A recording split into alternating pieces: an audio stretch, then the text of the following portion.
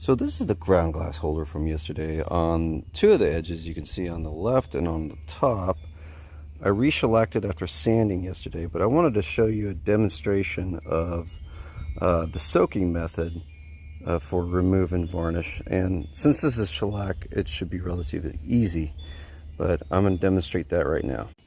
All right, here goes nothing. This is 99% rubbing alcohol here. That's what you want. You want to be able to see that wood, and you want it to make contact. You want it to be, yeah, there we go.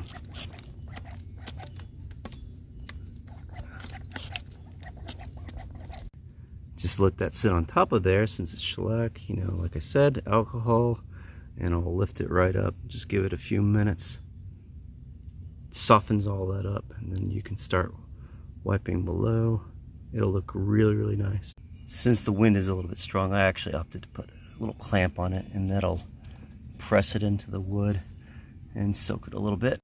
Now it's become so soft that I can actually start scraping it with my nail, and I don't want to use anything really sharper than my nail or harder than my nail to remove it at this point.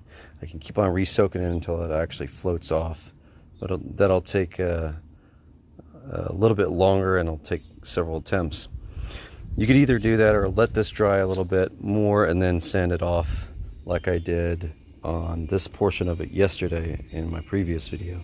And that's one of the few times I kind of recommend sanding any of the varnish off if it's really hard material that you just can't remove easily because it's either too old or you just don't want to spend too much time. You could always sand it for sure.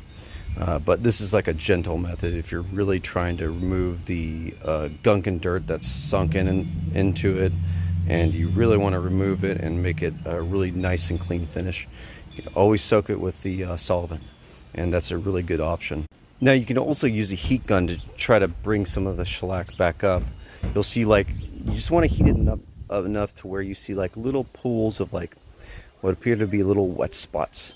And so you want to put it on low heat, but you also don't want it too close, and you also don't want it too far. But you know, you don't want to heat it up too damn much. But then you rub it down with alcohol to suck up the shellac, old shellac.